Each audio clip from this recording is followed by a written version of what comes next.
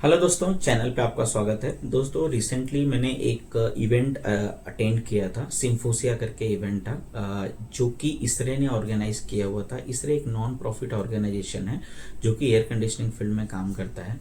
तो data centre के इसका थीम था। पूरा डाटा सेंटर से रिलेटेड जो लोग हैं वो आए हुए थे, उन्होंने अपना प्रेजेंटेशन दिया। बहुत सारी कंपनीज थी जो क्या नए ट्रेंड्स हैं वो सब के बारे में उन्होंने बताया। तो बहुत एक लर्निंग अपॉर्चुनिटी रहा। तो मुझे उसमें कुछ पॉइंट बहुत अच्छा लगा जो कि मुझे लगता है आपके साथ शेयर करना चाहिए। उसमें मेजर है कि एयर कंडीशनिंग फील्ड का क्या रोल है, क्या नए ट्रेंड्स हैं, क्या चैलेंजेस है, कितना बड़ा मार्केट है, ग्रोथ है नहीं है, इसमें अपॉर्चुनिटी, जॉब की कैरियर अपॉर्चुनिटी है नहीं है। तो वो सब चीज़ें थोड़ा मुझे पता लगा, तो वो मैं आपके साथ शेयर करता हूँ। अगर मैं अपना एक्सपीरियंस बताऊँ तो मैंने डाटा सेंटर फील्ड में उतना काम नहीं किया है। छोटे जो सर्वर रूम्स है उन सब का काम किया हुआ है, बट डाटा सेंटर्स नहीं किए हुए हैं। तो मैं अगर इसके बारे में बताऊं कि पहले तो एयर कंडीशनिंग का क्या रोल है डाटा सेंटर के अंदर। तो डाटा सेंटर में क्या होता है ना कि एक बहुत सारे रैक्स लगे रहते हैं जहाँ चिप्स लगी रहती हैं, और वो चिप्स क्या करती है, जब काम करती हैं, डेटा स्टोर करती हैं, डाटा को प्रोसेस करती हैं, उस टाइम पे बहुत सारा हीट जनरेट होता है। और वो हीट रिमूव करना बहुत जरूरी है, क्योंकि जो चिप्स होती हैं एक पर्टिकुलर टेम्परेचर पे डिजाइन होती हैं। तो वो टेम्परेचर से जैसे ज़्यादा जाएगा वो डैमेज हो सकती हैं और काम करना बंद कर सकती हैं। तो पूरा सिस्टम एक तरीके से ठप हो जाएगा। इसके लिए वहाँ पे टेम्परेचर मेंटेन करना बहुत ज़रूरी है। वहीं पे एयर कंडीशनिंग जो इंजीनियर्स है उनका रोल होता है। तो वो क्या होता है, वहाँ पे उस जो टेम्परेचर है उसको मेंटेन करते हैं। तो जो अगर आप ट्रेडिशनल सिस्टम देखें तो पहले क्या होता था कि जो सिस्टम जिस तरीके से काम करता है, जो सर्वर रूम हो गया ये सब टाइप में, तो उस समय क्या होता था कि रैक साइजेस बहुत कम होते थे। 2 से 5 7 किलोवाट के रैक्स होते थे। वहाँ पे क्या होता, एक रूम होता था, रूम के अंदर आपके रैक्स लगे हुए होते थे। वहाँ पे एक एयर हैंडलर लगा रहता है, मेनली हम लोग प्रिसीजन एयर कंडीशनर बोलते हैं। वो क्या करता है, उसमें एसी फैंस लगा होता है, बैग नीचे से वो हवा फेंकता है, और जो चिल्ड एयर होती है अराउंड 18-20 डिग्री सेल्सियस की चिल्ड एयर होती है, जो कि आपके सर्वर, जो कि आपके जो रैक्स हैं, रैक के बीच में जाती है, उनको जो हीट है उसको किल करती है। उसके बाद जो हॉट एयर होती है वो ऊपर से रिटर्न आके फिर इस तरीके से सिस्टम पूरा काम करता था। जो पीएसी मशीन होती है वो रेफ्रिजरेंट बेस्ड भी हो सकती थी, और या तो चिलर से वाटर बेस्ड भी हो सकती थी। तो इस तरीके से पूरा सिस्टम काम करता था, एक टेम्परेचर मेंटेन करते थे। लेकिन ओवर द पीरियड क्या हुआ कि ये रैक साइज बहुत ज़्यादा इंक्रीज हो गया। पहले जो क्या होती थी, जो इफिशियंसी मिलती थी बहुत कम मिलती थी। जो अगर इफिशियंसी जो डाटा सेंटर है उसकी मेजर करते हैं, पीयूई में मेजर करते हैं। अब क्या होता था, पहले जो सिस्टम ट्रेडिशनल सिस्टम लगे हुए थे तो उसका जो पीयूई आप देखें तो 1.6 1.8 2, कभी कभी 2.2 भी हो जाता था। ये नंबर जितना ज़्यादा होता है उतना ज़्यादा आपका पावर कंजम्पशन होता है। आप समझिए उतना सिस्टम आपका उतना एफिशिएंट नहीं है। जितना ये नंबर कम रहेगा उतना एफिशिएंट सिस्टम है। अगर 1 किसी का पीयूई है तो वो बहुत आइडियल सिस्टम है, बहुत इफिशिएंट सिस्टम है।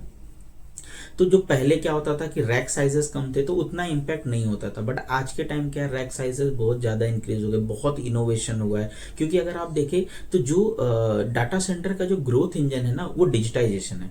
आज आप देखिए इंडिया की बात करें, हर कोई यूपीआई यूज़ कर रहा है, हर कोई एआई यूज़ कर रहा है। तो बहुत बड़े डाटा बोलते हैं ना सिस्टम की ज़रूरत है, जो कि ये सब जो चीज़ें हैं उसको स्टोर कर सके, उसको प्रोसेस कर सके। और गवर्नमेंट ने भी नॉर्म्स किया है कि आपका जो इंडिया का डाटा है वो को इंडिया में ही स्टोर करना है।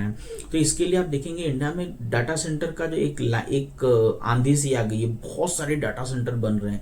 अगर मैं इसके एक छोटा सा नंबर आपको बताऊं, ग्रोथ जो हो रहा है, अगर आप 2003-05 के आसपास देखो तो इंडिया में हार्डली 50 मेगावाट की कैपेसिटी थी डाटा सेंटर्स की। जैसे ये नंबर आगे बढ़ा धीरे धीरे, अगर आप देखें 2012 के आसपास ये नंबर लगभग 150 हो गया, और 2014 से 16 के आसपास ये नंबर 300 मेगावाट तक चला गया, और 2024 तक बताएं तो ये नंबर लगभग 1250 मेगावाट तक चला गया। और ऐसा एक्सपेक्टेड है 2027 तक ये नंबर लगभग 2000 के आसपास चला जाएगा। और 2030 तक ये एक्सपेक्टेशन है कि इंडिया में जो इंस्टॉल्ड कैपेसिटी होगी वो इन बिटवीन 3000 to 5000 मेगावाट के बीच में ये नंबर्स होगा। तो आप सोचिए कितना बड़ा ग्रोथ है, इसमें बहुत सारा अपॉर्चुनिटी है। लेकिन अब इसमें हुआ क्या है कि जो ट्रेडिशनल मेथड था उसका इफिशिएंसी बहुत कम था, बहुत बड़ा इंफ्रास्ट्रक्चर लगता था। पहले क्या था, उतना बड़ा कैपेसिटी नहीं था, इसलिए वो एयर हैंडलिंग यूनिट ये सबसे आपका काम चल रहा था। लेकिन अभी क्या है कि अब आपका बहुत, अगर आज भी ट्रेडिशनल मेथड से काम करेंगे तो बहुत बड़े कूलिंग इंफ्रास्ट्रक्चर की जरूरत पड़ेगी, बहुत ज़्यादा एनर्जी की जरूरत पड़ेगी, जो कि आज का सबसे बड़ा पेन पॉइंट है। तो अभी क्या हुआ है कि बहुत सारा इनोवेशन हुआ है, जो चिप्स बनी हैं वो चिप्स भी ज़्यादा टेम्परेचर पे काम कर सकती हैं। पहले जैसे होता था कि अराउंड 18-20 डिग्री सेल्सियस आपको मेंटेन करना है, बट अब ऐसा नहीं है। अब जो चिप्स हैं उनको आपको ज़्यादा टेम्परेचर पे भी काम कर ले रही हैं। और अब क्या है, टारगेटेड कूलिंग हो रही है। अभी क्या हो रहा है, लिक्विड बेस्ड कूलिंग है, जिसके अंदर कुछ तो होता है डायरेक्ट टू चिप, डायरेक्टली जो चिप से आपका जो कूलेंट होता है वो कनेक्टेड होता है और वो उससे हीट उसका रिमूव करता है, और कुछ पार्ट जो है वो एयर से रिमूव होता है। जो मेजर हीट रिमूव हो रही है आपका लिक्विड से हो जा रही है। तो इसमें क्या होता है, ये भी पुराने सिस्टम की तरह ही है लेकिन थोड़ा उससे अलग है। इसमें क्या होता है, रैक्स में आपका एक सीडीयू होता है, सीडीयू कनेक्टेड होता है आपके चिलर या कूलिंग टावर से, सिस्टम से कनेक्टेड होता है। सीडीयू जो होता है एक तरीके प्योर जो डाटा सेंटर के अंदर ही लगता है, ये प्योरली अगर आप देखो तो एक हीट एक्सचेंजर इसके अंदर लगा रहता है, पंप सिस्टम रहता है, और वो डिमांड कंट्रोल करने के लिए उसके आपके पीएलसी पैनल ये सब लगा रहता है। ये क्या करता है, एक स्पेशल टाइप का फ्लूइड होता है, कूलेंट होता है, वो कूलेंट डायरेक्टली आपके रैक के अंदर जाता है, रैक के अंदर उसका हीट रिमूव करता है। तो एक सप्लाई लाइन हो गया, एक रिटर्न लाइन हो गया। तो क्या होता है, एक सीडीयू है उसका 2 सर्किट होती है, एक लाइन आपका रैक के अंदर चला गया, वहां से कम टेम्परेचर का वाटर जाएगा, हीट रिमूव करेगा, उसके बाद इसके अंदर आएगा, और ये जो साइकिल चलते रहता है, इसका जो हीट है वो रिमूव होता है। बाहर एक चिल वाटर सर्किट लगी रहती है, बाहर चिलर लगा सकते हैं या कूलिंग टावर लगा सकते हैं, उसके साथ कनेक्टेड होता है। अब इस टाइप, और दूसरा होता है इसमें इमर्सन टाइप कूलिंग, और भी टाइप के मेथड है, ये दो ज्यादा सबसे ज्यादा इस पे बात हुई तो मैं आपको बता रहा हूँ। इमर्सन टाइप में क्या है, पूरा आपका सिस्टम ही रैक की एक स्पेशल टाइप का डाइलेक्ट्रिक फ्लूइड होता है, उसके अंदर पंप सिस्टम इमर्स कर देते हैं, उसके अंदर डाल देते हैं, और उसमें हीट एक्सचेंजर लगे रहते हैं उसका टेम्परेचर मेंटेन करने के लिए। और आज इस पे और भी ज्यादा काम हो रहा है, तो धीरे धीरे आप देखेंगे ये टेक्नोलॉजी बहुत ज्यादा आगे बढ़ रही है। ये क्यों हो रहा है, क्योंकि रैक साइज बहुत ज्यादा हो रहा है। आज पहले 3, 5, 8 किलोवाट के 7 किलोवाट के रैक होते थे, आज 25 से 30 किलोवाट के रैक जो है कॉमन है। 100 किलोवाट 120 किलोवाट तक के रैक आज अवेलेबल है, और इतना रिसर्च चल रहा है 200-300 किलोवाट के भी रैक आ जाएं तो कोई मतलब आश्चर्य नहीं होना चाहिए, इतना इसमें इनोवेशन हो रहा है। तो अगर सेम सिस्टम अगर आप ट्रेडिशनल सिस्टम से काम करो तो आपके लिए बहुत डिफिकल्ट हो जाएगा, क्योंकि इतना बड़ा सिस्टम आपको मेंटेन करना। तो ये इसका कूलिंग का सिस्टम हो गया। अगर इसमें अगर आप मेरा टेक ऑन अगर आप बोलोगे तो ये जिस तरीके का सिस्टम है, जिस तरीके से सिस्टम इवॉल्व हो रहा है, जितना इनोवेशन हो रहा है, इसमें अगर आप कूलिंग का देखो तो कूलिंग का जो एयर कंडीशनिंग बंदे का काम देखो तो धीरे धीरे कम हो गया। क्योंकि पहले क्या होता, बहुत बड़ा सिस्टम इन एयर कंडीशनर का ही होता था, लेकिन आज देखेंगे तो बहुत कम हो गया है।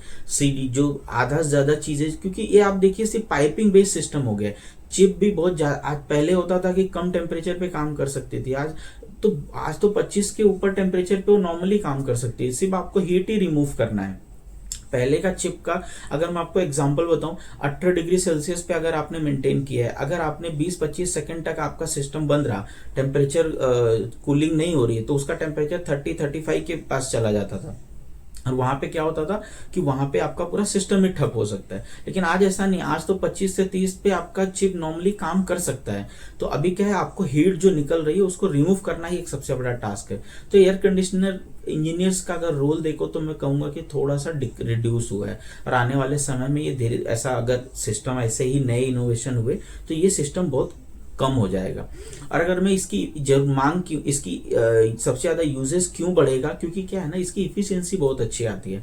अगर आप देखें पहले के जो मैंने बताया पीयूई पहले होता था अराउंड 2, 1.8 इतना होता था, बट आज देखें तो 1.3, 1.4 तक पीयूई आ गया है, क्योंकि जस्ट सिस्टम में इनोवेशन की वजह से। और जो नए सिस्टम आ रहे हैं वो इस टारगेट पे आ रहे हैं कि 1.1, 1.2 के आसपास तक के जो पीयूई उसका अचीव हो सके। अब इसका पीयूई का मैं आपको मतलब बताऊं, अगर 1000 मेगावाट के आप एक मेगावाट 1000 किलोवाट का आपका डाटा सेंटर है, उसका 1.6 पीयूई है, और अगर आपने उसको रिड्यूस करके इंफ्रास्ट्रक्चर चेंज करके 1.2 पे ला दिया, तो अब आप सोचिए कम से कम 25 से 30% एनर्जी आप रिड्यूस कर सकते हो। और आज के समय ये बहुत बड़ा पेन पॉइंट है। तो ये एक तरीके का सिस्टम है जो काम कर रहा है। इसके अलावा मैं आपको बताऊं जो अपॉर्चुनिटी, तो इसमें बहुत अच्छी अपॉर्चुनिटी है एज अ इंजीनियर आपको काम करने के लिए। क्योंकि क्या होता है ना, डाटा सेंटर जो उसमें मेन काम होता है रैक, ये तो एक कंपनी का काम करता है, लेकिन उसके लिए इंफ्रास्ट्रक्चर बहुत बड़ा रोल प्ले करता है। इंफ्रास्ट्रक्चर में मल्टीपल्स आपका कंस्ट्रक्शन हो गया, उसके जो पावर बैकअप, ये सब पूरा बनाना, सेटअप बनाना बहुत बड़ा टास्क है। तो वहां पे एक बहुत अच्छी अपॉर्चुनिटी है और बहुत अच्छा पे स्केल भी है। तो अगर आप देख रहे हैं तो आप डाटा सेंटर इंडस्ट्री में आप एंटर कर सकते हैं। इसका सबसे बड़ा जो पेन पॉइंट है, अगर आप कैरियर पॉइंट ऑफ व्यू से देखो, तो यहाँ पे हर एक चीज वॉर फुट पे होता है। बहुत ही आपको आपका जो सिस्टम है, आपका 1 सेकंड के लिए भी सिस्टम बंद नहीं होना चाहिए। आपका अप टाइम बढ़ाने पे ही जोर है। और ये जो कंस्ट्रक्शन टाइम भी देखो तो उनका होता है कि भाई कितने कम टाइम में ये बन के रेडी हो जाए आपका डाटा सेंटर। तो यहाँ पे जो लोड होता है, जो प्रेशर होता है, वो बहुत ज़्यादा होता है। लेकिन अगर आपको पे स्केल देखोगे और एक सेटिस्फेक्शन लेवल देखोगे, क्योंकि एक बार जब प्रोजेक्ट बन के रेडी होता है ना, तो एक अलग ही सेटिस्फेक्शन मिलता है। तो project timely complete, project complete हो रहे हैं, और ये भी मतलब इसमें बोल सकते हैं ना, ग्रोथ अच्छा है, पैसा मिल रहा है। तो स्टार्ट, अगर आपको कैरियर देख रहे हो तो ये बहुत अच्छा फील्ड है, आप इसमें देख सकते हैं। अब इसका चैलेंजेस मैं आपको बताता हूँ, जो इंडस्ट्री चैलेंजेस फेस करी, जो वहाँ पे लोगों ने बताया, जो मुझे पता चला। पहला तो है रेगुलेटरी चैलेंजेस, क्योंकि प्योरली गवर्नमेंट पे डिपेंडेंट है। इसमें बहुत सारा आपको अप्रूवल्स की ज़रूरत होता है, बहुत पावर की ज़रूरत होता है। क्योंकि आपको लग रहा है कि ये जो 5000 मेगावाट, 3000 मेगावाट, अगर समझिए 2030 तक अगर ये 3 से 5 अगर पकड़िए 4000 मेगावाट भी बनता है, तो सोचिए कितना पावर, कितना आपको लगेगा इस सिस्टम को चार्ज करने के लिए, इस सिस्टम को रन करने के लिए।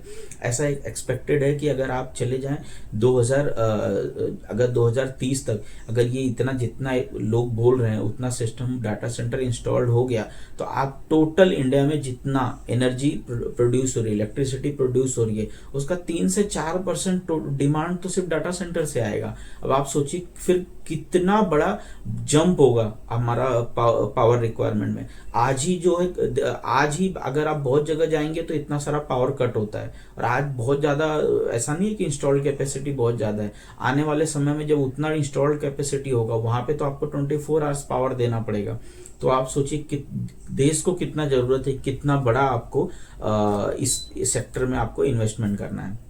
ये एक इसका सबसे बड़ा पेन पॉइंट है। दूसरा है कि इसमें टेक्नोलॉजी भी बहुत चेंज हो रहा है। क्योंकि क्या होता है ना, एक होती है कंपनी जो इंफ्रास्ट्रक्चर बनाती है, दूसरा होता है वहाँ पे अपने जो सर्वर्स जो डेटा स्टोर करते हैं, एक तो वो होता है। इंफ्रास्ट्रक्चर जो कंपनी बना रही है उसको भी ये टेंशन है कि कल को ऐसी टेक्नोलॉजी, मैंने इंफ्रास्ट्रक्चर आज के हिसाब से बनाया, कल को एक नई टेक्नोलॉजी आ गई, पता चले फिर उसमें इन्वेस्ट। ऐसा नहीं है कि आप एक बार इंफ्रास्ट्रक्चर बना दिए तो रोज रोज चेंज करते हो, क्योंकि इसमें बहुत बड़ा इन्वेस्टमेंट लगता है। और आपने ये किस सिस्टम में जाना है, एयर कूल्ड में जाना है, इमर्सन में जाना है, लिक्विड डायरेक्ट टू चिप में जाना है, आपको पहले डिसाइड करना पड़ता है। उसी हिसाब से आप सिस्टम डिजाइन करेंगे। तो ये सब चीजें हैं जो वहां पे मुझे पता चली, और ये बहुत ही इंफॉर्मेटिव रहा। और भी बहुत सारी चीजें जो कि मैं आपको बाद के वीडियोस में आपको बताऊंगा। अगर आपका भी कुछ डाउट है, अगर कुछ जानना है आपको, तो आप मुझे कमेंट कर सकते हैं। थैंक यू दोस्तों।